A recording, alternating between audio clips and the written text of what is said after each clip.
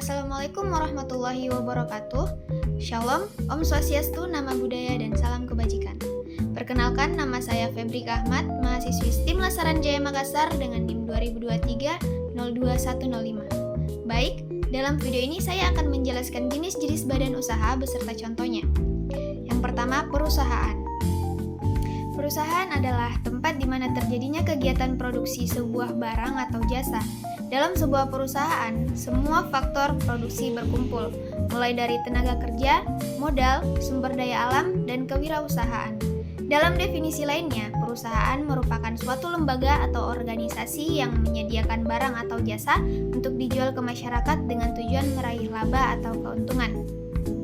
Perusahaan bebas menentukan jenis usaha yang akan dijalankannya, misalnya perusahaan akan bergerak di bidang konvensi, otomotif, atau kuliner.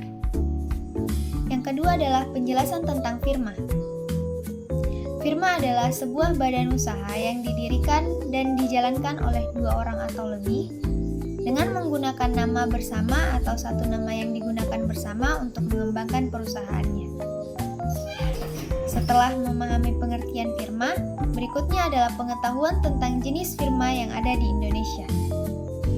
1. Firma dagang atau trading partnership. Contoh firma dagang yang ada di Indonesia yaitu Nike, Diadora, Crocs, dan lain sebagainya. 2. Firma non-dagang atau firma jasa. Contoh firma non-dagang yang ada di Indonesia yaitu antara lain firma hukum, firma akuntansi, konsultasi manajemen, dan juga masih banyak lagi. Yang ketiga yaitu penjelasan tentang BUMN. BUMN adalah singkatan dari Badan Usaha Milik Negara. Singkatnya, BUMN adalah suatu perusahaan yang seluruh atau sebagian besar modalnya dimiliki oleh negara, baik itu asetnya maupun kepemilikannya. Adapun untuk negara yang dimaksud ini adalah Negara Kesatuan Republik Indonesia. Oleh karena itu, bentuk BUMN adalah nirlaba. Adapun untuk pengertian BUMN secara resmi bisa kamu lihat pada Undang-Undang Nomor 19 Tahun 2003 dalam pasal 1 menyebutkan bahwa BUMN merupakan badan usaha yang sebagian modelnya atau seluruhnya adalah milik negara. Contoh yang bisa diambil dari BUMN yaitu PT Industri Telekomunikasi Indonesia. Yang keempat yaitu penjelasan tentang BUMDes. BUMDes atau Badan Usaha Milik Desa adalah badan yang dibentuk atas inisiasi masyarakat dan atau pemerintah desa untuk mendayagunakan segala potensi ekonomi, kelembagaan perekonomian, serta potensi sumber daya alam dan sumber daya manusia dalam rangka meningkatkan kesejahteraan masyarakat desa. BUMDes secara spesifik tidak dapat disamakan dengan badan hukum seperti perseroan terbatas, CV atau koperasi. Oleh karena itu, BUMDes merupakan suatu badan usaha bercirikan desa yang dalam pelaksanaan kegiatannya di samping untuk membantu penyelenggaraan pemerintah desa, juga untuk memenuhi kebutuhan masyarakat desa. Kemudian, dalam kegiatannya, BUMDes tidak dapat berorientasi pada keuntungan keuangan, tetapi juga berorientasi untuk mendukung peningkatan kesejahteraan masyarakat desa serta diharapkan dapat mengembangkan unit usaha dalam mendayagunakan potensi ekonomi desa. Yang kelima adalah penjelasan tentang CV.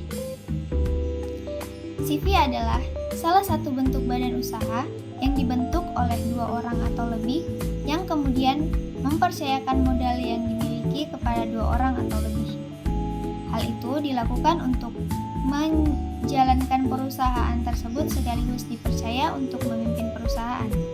Tujuannya agar tercapainya cita-cita bersama dengan tingkat keterlibatan masing-masing anggotanya berbeda. Oleh karena itu, di dalam CV terdapat dua sekutu yang berbeda. Salah satu contoh CV yang ada di Indonesia di dalam kelompok bidang perdagangan yaitu CV Malino Trading. Yang keenam adalah penjelasan tentang PT. PT adalah badan hukum yang berupa persekutuan modal dan didirikan berdasarkan perjanjian untuk melakukan kegiatan usaha. Contohnya adalah PT Pertamina, PT Bank Mandiri Persero, PT Astra International, dan PT Telekomunikasi Indonesia. Dan yang terakhir adalah penjelasan tentang koperasi.